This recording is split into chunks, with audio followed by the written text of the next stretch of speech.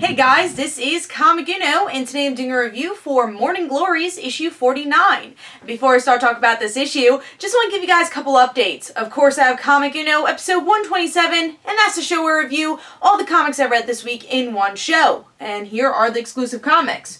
We have Superman Wonder Woman issue 24, Grim Fairy Tales issue 117, Batman and Robin Eternal issue 13, Black Magic issue 3, Wonder Woman issue 47, Black Canary issue 6, Spider-Man 2099 issue 5, Nova issue 3, Spidey issue 2, and Superman Wonder Woman Annual issue 2. So if you want to go check out all those reviews, go to Comic Uno episode 127, which is annotated. But let's start talking about Morning Glories issue 49. Finally, we have the penultimate issue until we reach the season finale of Morning Glories, which is issue 50.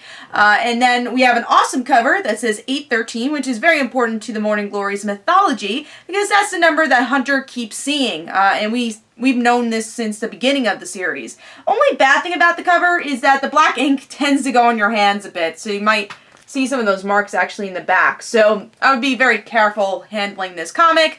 That just tends to happen if there's a lot of black ink on both the back and in the front cover. But let's start talking about the artwork. As always, beautiful artwork by Joe Eisma. I keep saying how much I love the tone of this book, that it's bright even though the themes aren't so bright. And it's very much a mystery story, but love the artwork, love the facial expressions throughout the artwork, so beautiful. Let's see what's going on with the story though.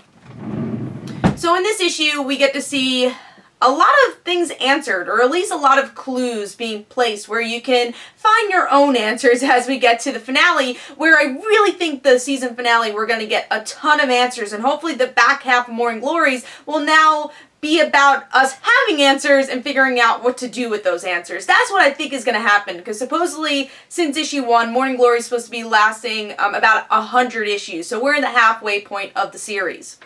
So in this issue, we actually have a lot going on. We see that Casey's still dealing with the debate that we saw in the last issue, and she seems to fall and thinking about the beach for some reason, which becomes a bigger part in the middle of the issue. And it actually seems like she won her crowd over because she wins the election. And of course, our not the headmaster, but I guess the principal, and Hobbs, they're kind of uncertain about this because obviously they need to make Casey win because that's what the vote said. So they're not going to lie about it, but they're not so much happy that Casey won. And it also seems like Ike cheated for her, but I'm sure those consequences will come in the future. And then we also have the tower ball game where the blue team always lost this game until we see Hun and his crew kind of come up with a plan where when they're in the last quarter and it says 8-13, that is when they start winning. And then there's this big earthquake that happens. And as this earthquake is happening, we see that Casey is going into this greenhouse with one of the teachers, and the teacher says, hey, you can kill the headmaster if you like. You're finally going to meet him. And Casey is ready to kill the headmaster, but there's so many warnings for her not to do so, and she does meet the headmaster. And that is the end of the issue. And I love this issue because I've been following Morning Glory since the first issue it was released. So I've been following this monthly, or, you know, there's always delays for Morning Glory, so every couple of months with every issue of Morning Glories. And this is really getting to the head of why we love Morning Glories, which is the mystery of the series. And like I said, I really have a feeling that issue 50 we're going to get a lot of answers and less of us kind of picking our own clues, where I think you got a lot of that in this issue. I really do think we'll actually get some straightforward answers, which is something we've been waiting for years for this book. I remember I started reviewing Morning Glories from the beginning of my channel, so I've been reading Morning Glories for a very long time and reviewing this comic for a long time. So it's really great to see that we're finally getting some answers to this big overall mystery. And what I like is, you know, again, you really don't know what this world of Morning Glories is, but you're definitely getting some religious undertones here. And I mean, I still think that it's purgatory. That's always been my guess, and or hell, because what is hell? High school, right? So I have a feeling that's what it is. It's all about, and that the headmaster is either the devil or God, which is really weird. So, because there's a statement here in this issue where the teacher says, well, I was ready to kill him, but when I saw him, I couldn't. I just couldn't stop staring at him. So there's definitely a lot of references, obviously, to the Bible and in religious connotations, especially with Christianity. And that's something I really do enjoy about this book, because you wouldn't think that a book called Morning Glories would have such intelligent theology, and also a lot of philosophy in this book also. And again, it goes to a head here when you're trying to put it together the clues by the end of this issue, and figuring out who the headmaster was. Now, at first when I was ready to turn the page, I was like, it's going to be Casey's father, because we know that Hobbs and her sister keep calling the headmaster father, like God.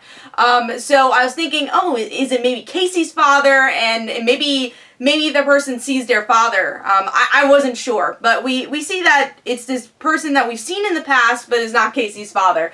So I'm really curious to see, is the headmaster good or bad? Because that's something that's also a big theme in this book, is that it really is about perspective of who's good and who's bad, and really there is no good and bad. There's kind of this middle thing, which also makes me think this is purgatory, because it's very much about suffering, but learning from your consequences. So, again, we're getting a lot of clues in this issue, definitely, but not the total answers, and hopefully we will get the total answers soon. And I love this issue. This is my pick of the week. This is why I love Morning Glories.